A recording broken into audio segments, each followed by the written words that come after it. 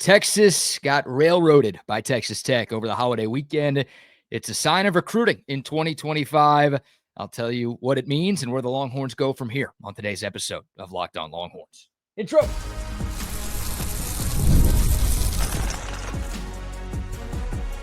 You are Locked On Longhorns, your daily podcast on the Texas Longhorns. Part of the Locked On Podcast Network, your team every day. Welcome in. You are locked on to the Texas Longhorns. I'm your host, BK Brad Kellner, Texas grad, Austin local, and longtime sports radio host here in the Lone Star State. Thank you for making Locked On Longhorns a part of your day every single day. We're free and available wherever you get your podcasts and on YouTube as well. Please like, subscribe, turn on your notifications, and remember to leave a comment. It's one of the fastest ways you can help us grow right here on Locked On, your team every day. Today's episode is brought to you by Game Time. Download the Game Time app, create an account, and use code LOCKEDONCollege for $20 off your first purchase. Before we go any further, I wanted to take a moment to acknowledge the devastating flooding that occurred across a number of areas around the state of Texas over the holiday weekend. Our thoughts and prayers are with everyone affected: Kerr County, Travis County, Burnett County, Kendall County, Williamson County, Tom Green County. The confirmed death toll here on Monday afternoon is now over 90, and there's still a number of people that are unaccounted for, and it's hard not to fear the worst. Just unthinkable what went down over the weekend, and the girls at Camp Mystic and just everybody in those Central Texas communities impacted by the flooding. Again, our thoughts and our prayers are with you. Unfortunately, a holiday that's supposed to be a celebration turned into a nightmare, and it's going to be a painful day for a lot of Texans moving forward. So I know y'all come to this show looking for sports talk, but what happened this weekend is bigger than sports. I hope y'all are okay with me mentioning that. And a quick shout out to those of you who have donated your time, your money, your resources to the recovery efforts. Thank you for that. They still need more, but again, just awful, and really, really tough to see over the holiday weekend. All right, we will talk about the good news from the recruiting weekend, and we'll also set the stage for this coming week in the world of Longhorn recruiting a little bit later. But first, the bad. On Friday, five-star offensive tackle Felix Ojo committed to Texas Tech. Well, he actually said he was committing to Texas, and he even picked up the burnt orange Texas cap that was on the table in front of him. Just moments after, he told the crowd in attendance at his ceremony that he was committing to Texas Tech. You know what? I'll let you see and hear from Felix Ojo himself. Here is his commitment announcement from Friday. For the next 3 to 4 years of my college decision and life, I'll be committing to the University of Texas.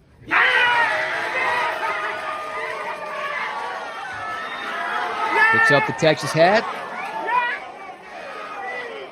Almost puts it on. He's telling people to wait.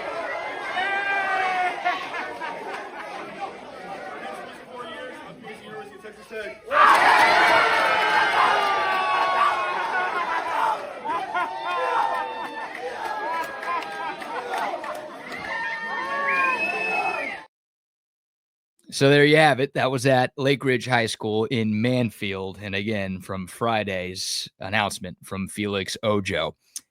Shortly after the commitment, within the hour, On3 posted a story saying that Ojo had signed an NIL contract with Texas Tech for 3 years and $5.1 million in fully guaranteed money. It's one of the largest fully guaranteed NIL deals in college sports history.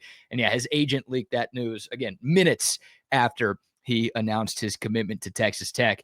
And we talked about this. I went back and checked my notes from last Thursday's show, which was the final show we did last week before the holiday, and of course the day before the commitment. Here's what I wrote down, and here's what I said. The one team that I'm worried about with Felix Ojo is Texas Tech. Welcome to the world of NIL. They've got ridiculous money. We know that.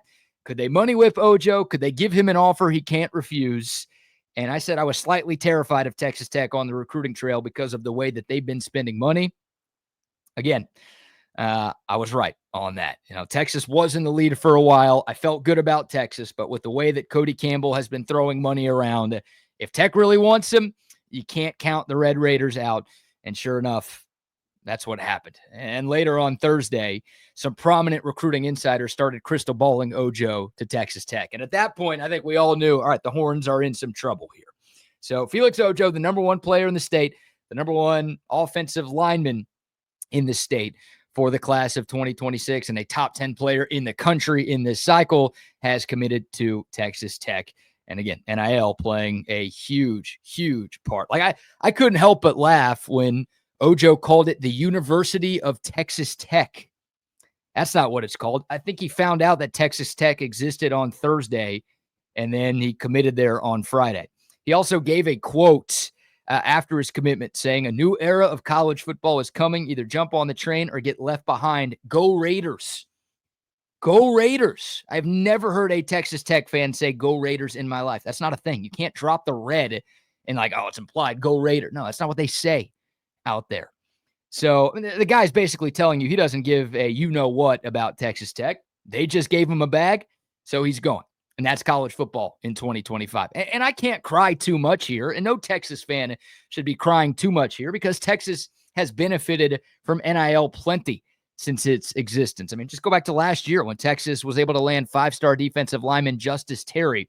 When Terry picked Texas, he openly talked about Texas having the best NIL package of all of the schools that he was choosing from. So Texas has won, and Texas will continue to win recruiting battles with NIL money. But the reality of the situation, Texas, like everyone else, doesn't have unlimited money, number one. And number two, other schools like Texas Tech have plenty of money too. And Texas Tech has Cody Campbell, who has damn near single-handedly been on a mission to bring some semblance of athletic success to a Texas Tech athletic department that has been about as historically irrelevant in major sports as any power conference school. We saw them do it in softball with Najee Kennedy. Almost worked. Brought them to the national championship series before they lost to Big Brother Texas. And they are trying in football. Top 3 transfer portal class this year. They're recruiting really well. Obviously, Felix Ojo. So they're trying. We'll see if it works. But enough about Texas Tech. Look, this is how recruiting works in college sports in 2025. I have no problem with Ojo taking the money. I'm not going to act like, oh, we didn't want him, or, oh, he isn't good. He shouldn't have even been a 5-star. I'm not going to be that guy who just because a recruit picked a different school, I'm going to start dunking on his game. Like, he was a 5-star for a reason. Texas wanted him for a reason. This guy is a big loss. I don't love, and I know the Texas coaching staff doesn't love, that last Thursday, Felix Ojo told coaches at Texas and Ohio State that he was picking between those two schools. And that was after he had already under the table agreed to that NIL deal with Texas Tech. That's pretty pathetic. Not a great look for Felix Ojo. Not the best look for his family, but he's not the only guy to do something like that. And other players will do something like that in the future. I did see a report, though, that Texas is not going to continue recruiting Felix Ojo. Steve Sarkisian has been pretty open about not wanting guys who only care about NIL. He's kind of following that here, and more so he doesn't want to bring in a guy who lied to him like that. So Texas, I wouldn't be surprised if every school that was recruiting Felix Ojo before Friday is like, you know what, y'all can have him, Texas Tech.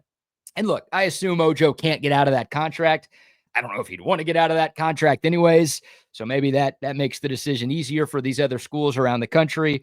But I've been told by a pretty reputable source that Texas has no interest in Felix Ojo. This is not one that they are going to recruit through the whistle. They're not going to try to get a flip between now and December. So this hurts. Again, Felix Ojo, the number one player in the state, plays a premium position. He is an all-world talent. And this really hurts because Texas felt like they were in great standing with Felix Ojo for the vast majority of his recruitment. And because of that, Texas kind of stopped recruiting other tackles and other offensive linemen that they probably could have gotten if they invested more time and resources into them earlier in the cycle. So the question now is, where does Texas go from here?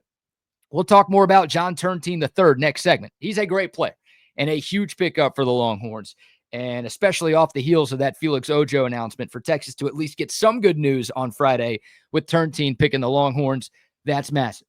So with Turntine coming in, Texas now has 3 offensive linemen committed in 2026. Max Wright, and Nick Robertson are the other 2. So you've got 3 total linemen in the class right now. And I think Texas wants to bring in 4, maybe 5 in this class. They're going to keep going after the Hawaii offensive tackle Malachi Lee, who committed to Michigan last week. Texas was one of the finalists there. He chose Michigan. Texas is still going after Malachi Lee, and I think they'll go after him even more now. And with all of, Texas had a NIL offer on the table for Felix Ojo. Well, all of that money just opened back up. So if Malachi Lee is a big-time priority for Texas, all of a sudden they can up their NIL offer to him to try to convince him to decommit from Michigan and ultimately sign to Texas when we get to National Signing Day in early December. We'll see who else Texas goes after. There aren't any uncommitted offensive line prospects that Texas is super high on right now. And we still have a year of high school football to be played, so maybe Texas offers somebody late. But Malachi Lee, I think Texas will keep recruiting him, and we'll see if the Longhorns circle back on some of the other names that they were looking at.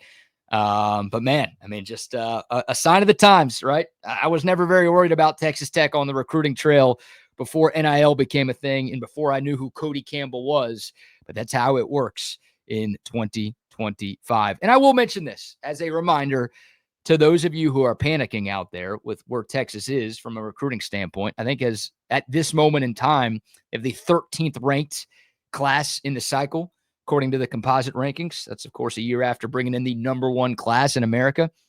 Important to remember that it's still the beginning of July. And Steve Sarkisian and his staff will continue to recruit players that they want, whether they're committed or not. Players are going to visit during the season. They're going to fall in love with Texas. Some players who are currently committed to other programs are going to second guess their decision during the season. Some of the NIL promises that players are receiving now might turn into false promises later in the year. We ran down Sark's flip history last week. He's flipped at least 3 in every cycle since he's been at Texas. Don't be surprised don't be surprised when that happens again. Texas will very likely still finish with a top 5 class. So again, it might be hard to see the forest through the trees, whatever the expression is. Probably should have picked one that I actually knew. I know we're all a little upset with Felix Ojo because I think every Texas fan felt good about bringing him in. But I promise greener pastures are ahead. There will be brighter days for Texas football fans, and this is still going to be a really, really good class when it is all said and done. So that's the bad recruiting news from the holiday weekend. I did promise good recruiting news from the Independence Day weekend. We will talk about the John Turntine III pickup, what he means for Texas football, and also a surprising update, but a very positive update on a 5-star running back that we thought Texas was kind of out on. Turns out the Longhorns may have a chance after all. We'll get to those coming up right here on Locked On Longhorns. But first, a word for our friends at Game Time. Have you ever decided at the last minute that you wanted to head to a ball game with friends and family? If you're in the state of Texas, the Astros are playing some great baseball right now. The Rangers are pitching really well. If you like good pitching, you can go to a Rangers game. If it's last minute, you're like, man, I got nothing going on, and you want to catch a game, well, download the Game Time app. That's where they come in. They are the easiest way to grab last-minute tickets without all of the stress. And with the money you're going to save on tickets, you can splurge on food, on drinks, on merch. You can even invite a couple more friends to join you at the ballpark. Game Time makes buying tickets super fast and super easy. And the prices actually drop on the Game Time app the closer you get to first pitch. Great last-minute deals. You get a perfect view from your seat before you buy and no hidden fees. They've got their lowest price guarantee. So all of the stress that used to come with purchasing tickets, it's now gone thanks to our great friends at Game Time. Download the Game Time app today. Create an account and use the promo code LOCKEDONCollege, and you're going to get $20 off your first purchase. Terms apply. Again, create an account on that Game Time app and use the promo code LOCKEDONCollege. You're going to get $20 off your first purchase. Download the Game Time app today. Last minute tickets, lowest price guaranteed. All right, welcome back to Locked On Longhorns, your team every day. The Longhorns added their 17th commitment for the class of 2026 on Friday afternoon when 4-star offensive tackle John Turntine III gave his pledge to the Longhorns. I feel kind of bad for John Turntine. Like, he's a great player. He's the 3rd-ranked player in the state of Texas, a top 40 player nationally, according to the composite rankings. And it kind of feels like he's not getting talked about at all. Maybe he's okay with that. Maybe he has no problem being out of the limelight. But that's just what happens when the biggest recruiting story of the cycle happens an hour before you make your announcement, right? Ojo happened like 1 o'clock Friday, and then Turntine made his decision in the 2 o'clock hour on Friday. again, I feel a little bad for him not getting the spotlight that I think he deserves because he's a hell of a player. But that's, I guess, how it goes. And again, maybe he's perfectly fine with that. We're going to give him the spotlight right now, though, because he is a hell of a player who has earned at least one segment on Locked On Longhorns. John Turntine III from North Crowley High School, the defending state champs in 6A here in Texas. 6'3", 6'4", about 285 pounds. Plays tackle for his high school team. Could flip inside to guard when he gets to campus. A lot of the recruiting sites actually project Turntine as an interior offensive lineman when he gets to the next level. I don't know exactly what Texas thinks of him. Maybe the plans will change based on whether or not the Longhorns can add another tackle to this cycle or to this class. But again, Turntine, tackle, guard, it gives you some of that position versatility. And he's been at the top of the Longhorns big board essentially from the start of this 2026 class. And the Longhorns hosted Turntine and his family on more visits than any other school in the recruitment. And it sounds like the relationships that he built up with Texas coaches and Texas players made an impact. I saw this quote that he gave after the commitment. He said, quote, "I've been out here many times. Every time I come, I get impressed.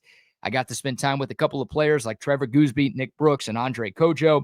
They're all different and similar in the same way. They're all here to work, here to get better. I appreciate spending time with them." End quote.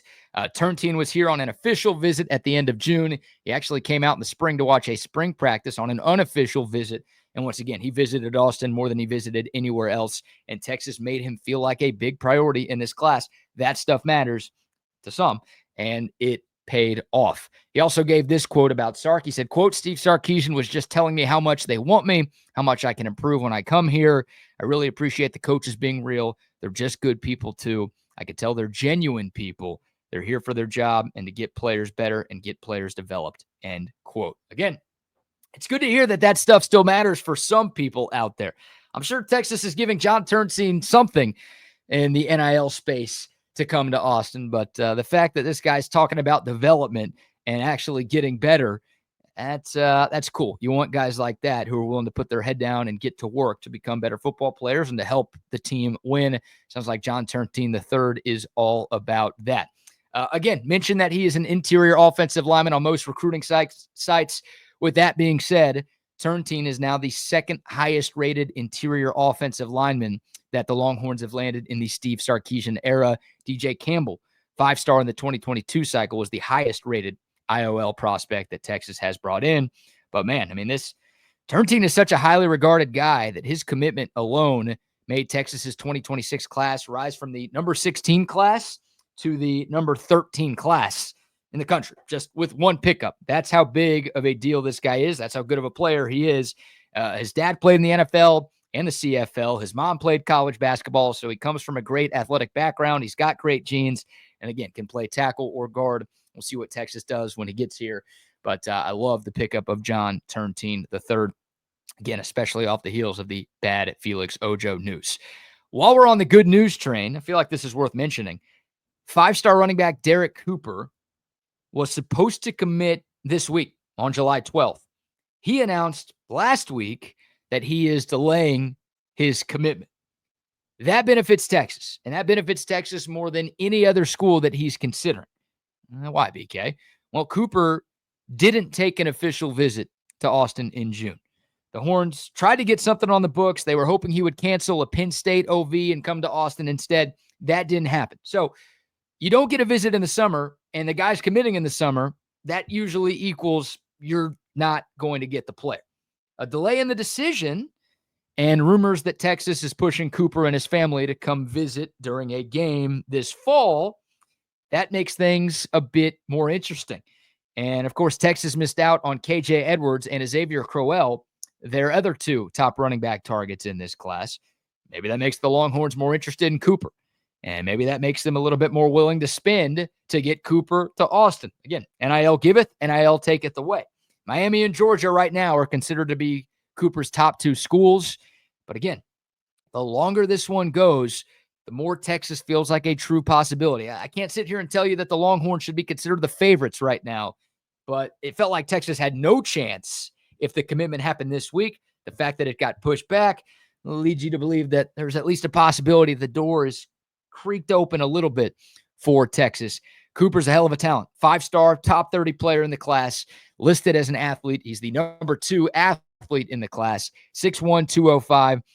Some of these numbers. He plays at a very small high school. I mean, 1A high school in the state of Florida, but he plays running back, linebacker, and safety. 124 carries for 905 yards last year. That's 9.3 yards a carry. Had 13 touchdowns. Also had 156 receiving yards and a touchdown as well. And then on defense, 46 tackles, 4 sacks, 4 PBUs, 3 fumble recoveries, and 2 forced fumbles. He also blocked a pair of punts on special teams. So when we say athlete, we mean athlete with Derek Cooper. This guy does a little bit of everything for his high school team. And I don't care where you're playing. You're putting up numbers like that. You got some juice to you. 6'1", 205. Again, this would be a big-time pickup for Texas at a position that they need big-time pickups because they have 0 running backs committed currently for 2026. So there you go. John Turntine, massive pickup for the Longhorns. Top 3 player in the state. You love that. And then again, more a positive development, we'll say, when it comes to the recruitment of Derek Cooper. All right, let's turn the page to this week in recruiting. There are at least 5, potentially 6, potentially 7 Texas targets that will be announcing their commitments this week. We will give you the latest on all of them coming up next right here on Locked On Longhorns.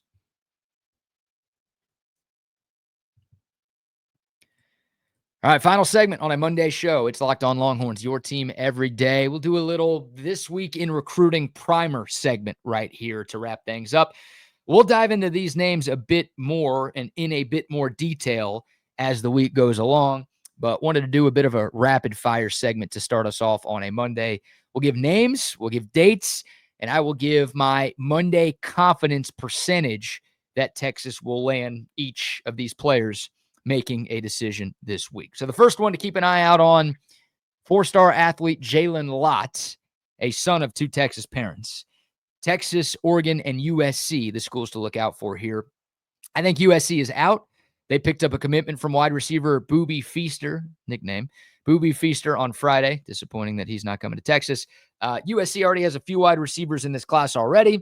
I don't know if they're as interested in Jalen Lott anymore. I don't know if Jalen Lott's as interested in them anymore after the Booby Feaster news. So this feels like it's Texas versus Oregon right now. I'd give Texas a 30% chance. By all accounts, Oregon has a significantly higher NIL offer on the table. They can pay. They have been paying. So Texas has been fighting. They reportedly spoke with the Lott family over the weekend. But again, Oregon has the bigger deal right now. I think they're the favorite. I'd go 30% for Texas. On Thursday, 4-star D lineman Jamarian Carlton from Temple High School in Central Texas will announce his decision. Texas, Baylor, LSU, and Texas Tech in the mix here. Before the Felix Ojo commitment, if you asked me what percentage chance I would have given Jamarian Carlton ending up in Austin, I would have said 65 to 70%. After the Ojo commitment and seeing the amount of money that Tech is willing to spend on guys that they don't want Texas to get, I will put this one at like 35 to 40%. If all the financial offers were equal, I think this would be Texas for sure. That's not the world we live in 2025. So I will say 35 to 40%.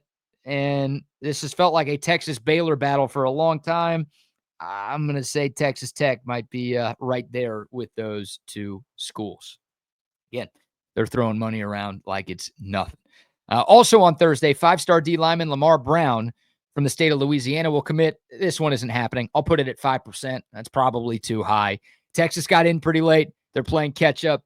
This is LSU or Texas A&M. Both of those schools have been recruiting him a lot longer.